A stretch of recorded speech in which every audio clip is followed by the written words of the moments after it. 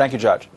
At the same time our military is facing deep spending cuts, our president is threatening another war, this one against Iran.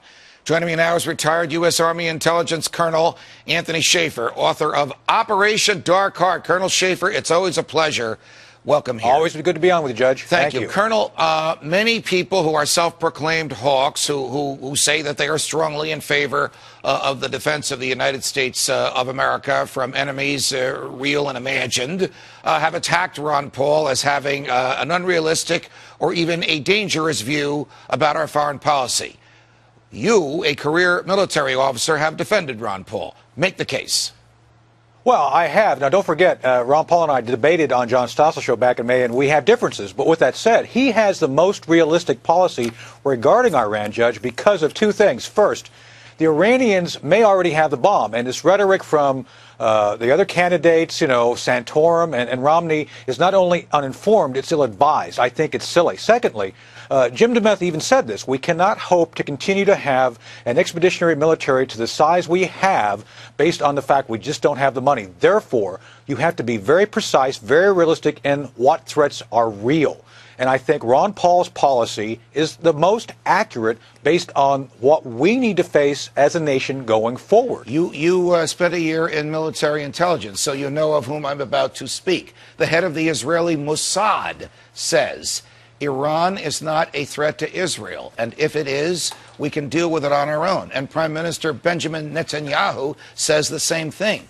Why do you think Ron Paul is the only Republican who agrees with them, and the other Republicans are disagreeing with them? Well, that's a mystery to me, because the Israelis themselves have said, leave us alone, we'll deal with what we have to deal with as a country. Frankly, right now at this point in time, we need to allow the Israelis to do what they feel necessary to feel secure. I mean, it's their country, it's their issues. With that said, we have to take a realistic look at what we need to hold sacred regarding our own self-interest as a nation.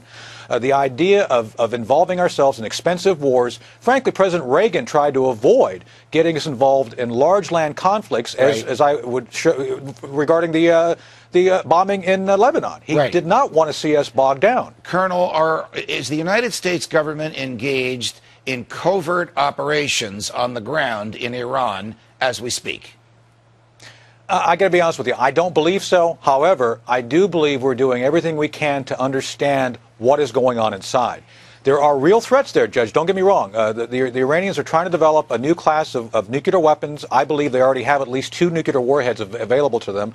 They're looking at EMP weapons, which could devastate our infrastructure. But the question becomes, are they rational or irrational? I disagree with the State Department's comments a couple of weeks ago saying they're irrational. These folks are painfully irrational by the fact they understand the survival of the regime depends on them acting somewhat rationally to make sure we don't do anything to go after them. Got it.